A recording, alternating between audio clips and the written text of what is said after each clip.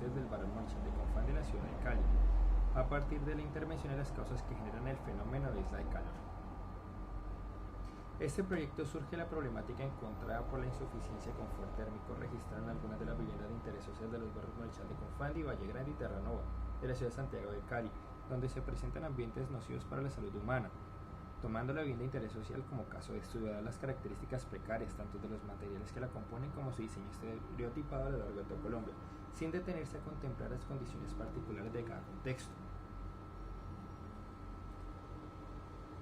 En el ambiente exterior existen múltiples componentes que afectan la sensación de confort. La palabra confort se refiere, en términos generales, a un estado ideal del hombre, que supone una situación de bienestar y salud y comodidad en la cual no existe en el ambiente ninguna distracción o molestia que perturbe física o mentalmente a los usuarios. Particularmente con relación al confort térmico, han sido muchos los especialistas y organismos internacionales que se han dedicado al estudio de este tema. Por ejemplo, la Organización Mundial de la Salud define el confort como un estado completo de bienestar físico, mental y social. Pero estos estudios no solo se han dedicado a conceptualizar el término confort, sino que también han formulado clasificaciones en función de las energías que los afectan. Dentro del confort térmico encontramos dos clases de parámetros: los parámetros ambientales, tales como la humedad relativa, la temperatura del aire, la temperatura radiante media, la cual es emitida por las distintas superficies que rodean a la persona, la velocidad del aire. Los otros parámetros se pueden decir que son parámetros culturales, en los cuales se encuentra la tasa metabólica y el aislamiento térmico por ropa. Entre los especialistas que analizan el confort térmico se encuentra Fanger con el índice de valoración medio, el cual no se puede emplear para analizar la vivienda, puesto que entre sus variables la temperatura debe estar dentro del rango de 10 a 30 grados centígrados. Por otro lado, Yanglo y Minard proponen en los años 50 el índice de temperatura de globo y bulbo húmedo para determinar la severidad del ambiente térmico durante la ejecución de entrenamientos militares. Este igualmente no se puede emplear dentro de la presente análisis, ya que exige duraciones cortas en los tiempos de exposición al que son sometidos. El método de sudoración requerida, como su nombre lo indica, proporciona intervalos limitantes, los cuales la persona se encuentra en equilibrio térmico. Su principal defecto es determinar la posición en la que se encuentra la persona durante el análisis de la situación, y este método es recogido dentro de la ISO 7933. Finalmente, se encuentra el índice de sobrecarga calórica, método seleccionado puesto que su única eficiencia de aplicación se produce cuando se aplica en ambientes muy secos, con humedades inferiores al 30%. Y según el IDEAM, la humedad de Santiago de Cali se encuentra en un promedio anual de 70 y 75%. Es así como la vivienda se convierte en el principal instrumento que nos permite satisfacer las exigencias de confort adecuadas y nos aproxima a las condiciones óptimas de habitabilidad, ya que esta debe absorber o repeler los elementos medioambientales según influyen beneficios o negativamente en el confort del ser humano. Pero analizando la vivienda de interés social con relación al índice de sobrecarga calórica y los datos obtenidos en la investigación de confort térmico en la vivienda de interés social del año 2011, las personas solo pueden permanecer en este recinto entre 27 minutos y 1 hora. 2 horas en el caso de Valle Grande. Esto obliga a que las personas desarrollen ciertos espacios de la vivienda del recinto completo durante varias horas del día, como los casos registrados en la vivienda del Morichal de Confán. Esto se debe en gran medida a las temperaturas registradas en las distintas superficies que componen la vivienda, particularmente en los muros, en donde se encuentran temperaturas de hasta 40 grados centígrados, y en las cubiertas, donde se han registrado temperaturas superiores a los 60 grados. Seleccionando por este motivo intervenir en la vivienda, dada su larga exposición solar y mayor temperatura con respecto a los muros. Esto también se puede ver a la cercanía con la línea ecuatorial. Para contextualizar un poco, España, que es el más eficiente productor de energía solar de Europa, entra en aproximadamente 4.4 kilovatios por hora, mientras que en la ciudad de Cali ingresan 4.6 kilovatios por hora, y esta energía solo se emplea para brindar a las viviendas pequeños infiernos. Actualmente existen diversas soluciones para mejorar las condiciones térmicas en el interior de la vivienda, tales como aislantes térmicos, cuya principal función consiste en ofrecer resistencia ante el paso del calor, ventiladores que les aumentan la velocidad del aire, aire acondicionados que reducen el porcentaje de humedad a partir del ingreso de temperaturas bajas, y campanas extractoras que reducen la temperatura del aire a partir del intercambio de calor con el exterior. Todas estas propuestas reducen o mejoran las condiciones de confort térmico, pero traen consecuencias en el ambiente exterior, contribuyendo al calentamiento y creando condiciones medioambientales concretas, tales como la isla de calor. La isla de calor superficial se genera cuando las superficies de suelos, techos y fachadas registran temperaturas superiores a la del aire. Y el primer registro en Santiago de Cali fue realizado entre los años 1986 y 2003, en donde se encontró un incremento de 3.6 grados en la temperatura, ligado al incremento del área construida en un 29%. Este estudio fue llevado a cabo mediante el análisis de imágenes satelitales durante dicho periodo de tiempo. Una de las principales medidas para contrarrestar o mitigar las islas de calor es el empleo de espacios verdes y árboles como barrera ante la radiación solar, puesto que las superficies rurales, a diferencia de las superficies urbanas, se caracterizan por la evapotranspiración, la cual es generada como mecanismo de enfriamiento por parte de las plantas. Encontrando como referentes destacados respecto al empleo de plantas en edificios y viviendas al arquitecto y paisajista francés Patrick Blanc, y proyectos similares tales como los de Miriam Bams de Argentina, George Mitchell de Australia, Renzo Piano de Estados Unidos, entre otros, cuyos desarrollos se centran más en la limitación del crecimiento vegetativo por procesos naturales sin la intervención del hombre, las cuales requieren cuidados excesivos y son dirigidas a la contemplación como obras de arte y no muestran reducciones térmicas logradas. Por otra parte, la Agencia de Protección Ambiental de Argentina propone un sistema para crecimiento de vegetación en la parte superior de edificios, el cual es muy costoso, dado los sistemas de drenaje, el sustrato de crecimiento y aislantes de humedad. Igualmente incrementan el peso, puesto que se necesita de estructuras resistentes para soportarlos. Ya dentro de los desarrollos nacionales se destaca Timagua con una propuesta de bandejas para muros verdes, en donde el ingeniero civil Luis Carlos Ríos emplea en el interior de la bandeja suelo normal y siembra diferentes especies en cada uno de los contenedores. Este es un objeto decorativo y por la distribución de la propuesta necesita mecanismos de riego especializados. Por su parte, Álvaro Calonge desarrolla muros verdes a partir de bolsillos contenedores. Estos requieren riego por goteo de grandes volúmenes de agua debido a las extensas superficies de siembra, igualmente una estructura que soporte dicho sistema. Finalmente se encuentra la empresa Bio360 del arquitecto Carlos Ramírez, quien desarrolló sistemas de cultivos a partir del material que él denomina piel verde, el cual tiene como función soportar las maderas y aislar las paredes de la humedad causadas por el riego que se le realizan a las plantas. Bueno, en conclusión, estos desarrollos son de un orden apreciativo. Implementar dichos sistemas dentro de una vivienda requieren de gran cantidad de cuidados debido a las plantas que se emplean y excesivos volúmenes de agua. Es por ello que uno de los objetivos específicos de esta investigación se centra en la búsqueda y reconocimiento de especies de coberturas vegetales que crecen insistentemente en la ciudad de Santiago de Cali, para lo cual se obtuvo ayuda de los especialistas y docentes de la Universidad del Valle, el Dr. Philip Silverstone y el ingeniero agrónomo Freddy Martínez, destacando las especies Tradescantia sabrina,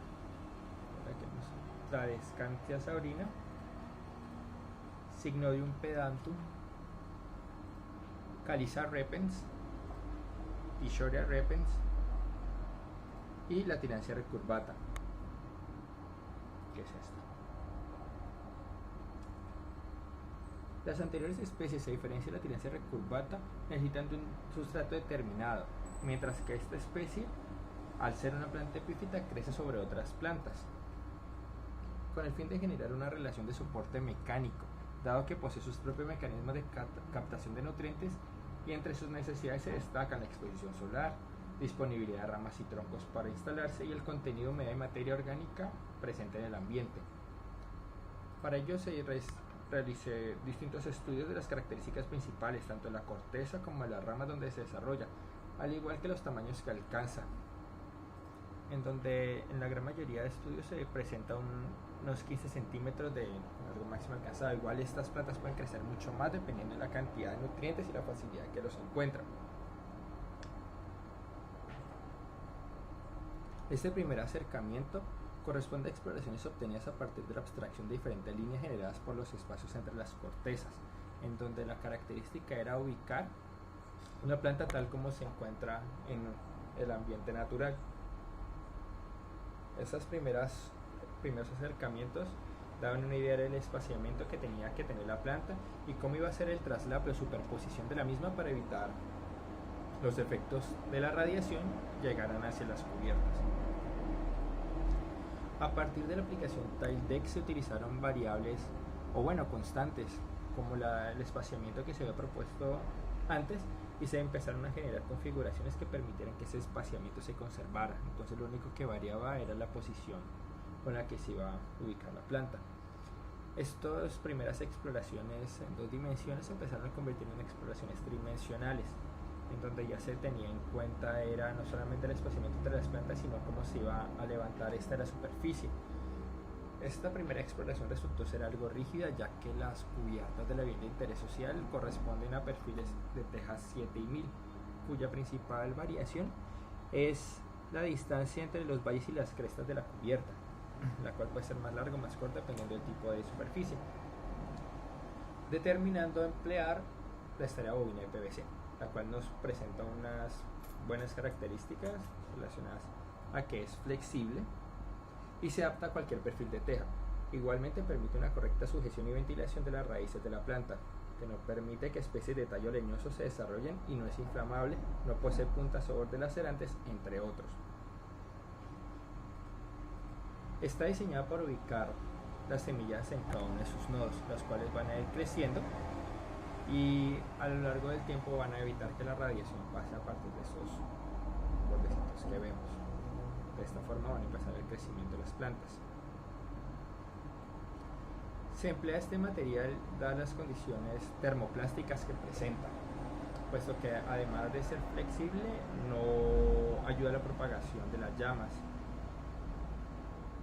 Este material pasa por un proceso de troquelado, el cual realiza unos cortes reduciendo en gran escala el peso de la propuesta y permite la aireación correcta que requiere la tilancia recurvata para sus requerimientos nutricionales, puesto que sus raíces filtran componentes tanto de la humedad como nutrientes del aire.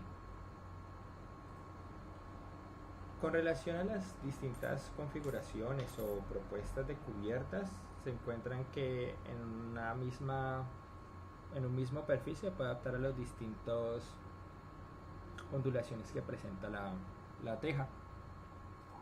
Igualmente necesita un mecanismo de sujeción, ya que esta se puede deslizar o se puede levantar por acción del agua o del viento. Entonces se desarrolló un mecanismo que funciona a modo de presión y se adapta a la teja mediante un potente adhesivo. Esta es la forma en que se ve que quedaría la superficie adecuada sobre la teja. Paralelo a esto se estaban desarrollando el estudio para comprobar cuánta cantidad de radiación o cuánta temperatura se logra reducir dentro de la vivienda. Para ello se empleó una cámara térmica, 2 radiómetros y un termomómetro digital. Para continuar el experimento se desarrolló una bandeja, la cual tenía como objetivo soportar la tilancia y permitir un espaciamiento entre ellas de aproximadamente 10 centímetros, con el fin de obtener la configuración antes lograda como la propuesta y un traslape de aproximadamente 5 centímetros en alguna de sus partes, con el fin de mitigar la radiación que llega a la cubierta. Además de eso se fabricaron 2 radiómetros, puesto que el laboratorio de ingeniería mecánica nos presta por los elevados costos que tiene este dispositivo. Una primera termografía que se le realizó al proyecto muestra una temperatura de aproximadamente 37.9 grados centígrados. Esta cámara nos la prestaron únicamente unos 45 minutos aproximadamente, pero pues el experimento se desarrolló casi al mediodía, en este caso fueron a las 11 de la mañana, registrando distintas temperaturas. Se llevó a cabo en la granja experimental del laboratorio de hidráulica, en donde una de las cubiertas corresponde a las cubiertas de Terlit que se emplea en la vivienda de interés social. Antes de empezar con el experimento fueron temperaturas a la que estaba expuesta esta cubierta, registrando una temperatura aproximada de 53.1 grados centígrados.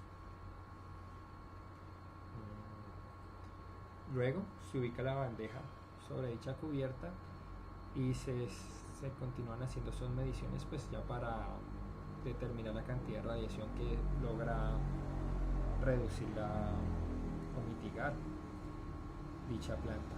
aquí se empiezan a ver las primeras mediciones. Pasados 20 minutos se retiró la propuesta. En estas primeras mediciones se logra ver que ya hay una especie de equilibrio térmico en donde tanto la bandeja como la teja se encuentran a una temperatura similar. Eso se logra ver por el rango de los colores. Se retira de nuevo la propuesta y se logra tomar una última fotografía térmica en donde se logra una reducción de aproximadamente mayor de 13 grados centígrados y se logra ver es como el cambio de los colores con relación a la temperatura. ¿Con qué se hizo eso? Un primer acercamiento fue con el fin de obtener dos modelos comparativos, en donde la única diferencia que se presenta es el registro de temperaturas en la parte de las cubiertas. Esto dentro de las variables que se mencionaron anteriormente y los distintos modelos o índices presentados, se toma en cuenta es como la temperatura media radiante, la cual es la temperatura que emiten las distintas superficies que envuelven a la persona. Entonces en este caso tenemos diferencia de temperaturas radiantes por la diferencia de estas cubiertas. Esta primera es la cubierta o el modelo correspondiente a la vivienda sin el uso de nuestra propuesta y en este caso la reducción lograda. Igualmente para este experimento se contaron con los planos de la vivienda del Monichal de Confani, suministrado por la familia Bernal, y como únicamente se utilizó con la cubierta tenemos todos los datos iguales, es decir, gracias a la estación climática de la Universidad del Valle se obtuvo una humedad límite de 35%. Esta humedad se puede decir que rara vez se encuentra, pero pues al ser un caso extremo valió la pena colocarla. Igual está dentro de los parámetros que soporta el índice de sobrecarga calórica. La temperatura y la velocidad del viento registradas por el termómetro fueron de 32 grados y una velocidad de 0.15 metros por segundo. Esta velocidad también es muy baja, es decir, está dentro de un rango crítico. Y ya relacionado a los factores culturales, se tiene que el aislamiento térmico por ropa fue 0.5, lo cual corresponde a una vestimenta normal de pantaloneta y camiseta, mientras que la tasa metabólica corresponde a una actividad de 100, a un valor de 100, el cual equivale a la actividad desarrollada por una ama de casa. Estos últimos datos se obtuvieron fue en la investigación desarrollada por la Universidad del Valle, la cual trataba la temática del confort térmico dentro de la vivienda de interés social. Bueno, este primer modelo nos presenta un índice de sobrecarga calórica en donde el valor es registrado de 116.26%, y al compararlo con la gráfica que ella presenta son condiciones críticas en donde el tiempo de exposición permisible es de 170 minutos. Estas condiciones lo que terminan desarrollando es vasodilatación en la persona y puede llevar a consecuencias graves si no se hace caso de los límites de exposición que aparecen en esta norma. Mientras que con el cambio obtenido en la propuesta desarrollada se logran ya es una exposición de tiempo ilimitado, con un índice de sobrecarga calórica del 94.33% y una condición muy severa. Igualmente aquí se está tomando como referencia, son datos completamente críticos con el fin de hacer dos modelos comparativos. Igualmente, como se puede observar, fue una reducción bastante drástica, ya que se pasó de tener casi 3 horas de exposición a un tiempo ilimitado.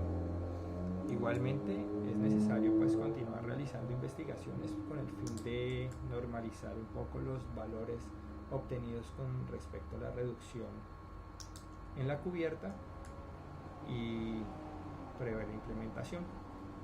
Finalmente, la propuesta presentada logra reducir la temperatura de las cubiertas en 13.5 grados aproximadamente, aplicando con ello el tiempo límite permanece en el recinto. Pero es necesario desarrollar más intervenciones con el fin de lograr condiciones óptimas para la habitabilidad, teniendo en cuenta factores ambientales y de consumo energético. Es necesario contemplar las condiciones climáticas de cada región y no implementar modelos idénticos para todas las partes del país. Esto es con relación a la vivienda de interés social, ya que se debe determinar desde los materiales que se van a emplear hasta el diseño mismo del inmueble, con el fin de promover una vivienda digna y una buena calidad de vida a las personas a quienes va dirigida. Por último, el empleo de plantas como parte de la solución ayuda no solo al reflejo de la radiación solar, sino a la reducción de aquellos efectos generados por el fenómeno de isla de calor, fenómeno producto del desplazamiento de territorios con vegetación para permitir la construcción de calles y carreteras. No obstante, este primer acercamiento, primera propuesta, necesita de más comprobaciones antes de poderse vincular a proyectos como los generados por el Ministerio de Vivienda de Mejora tu Barrio o distintos convocatorias. Igualmente la idea sería que posteriormente otros estudiantes que estén interesados en estas temáticas, pues sobre todo diseño industrial, no se acomplejen por la cantidad de cálculos que hay que hacer, puesto que ya hay gran cantidad de programas y métodos para poder enfrentar con gran rigurosidad este tipo de propuestas. Finalmente se logró hacer un hallazgo, puesto que no, por decirlo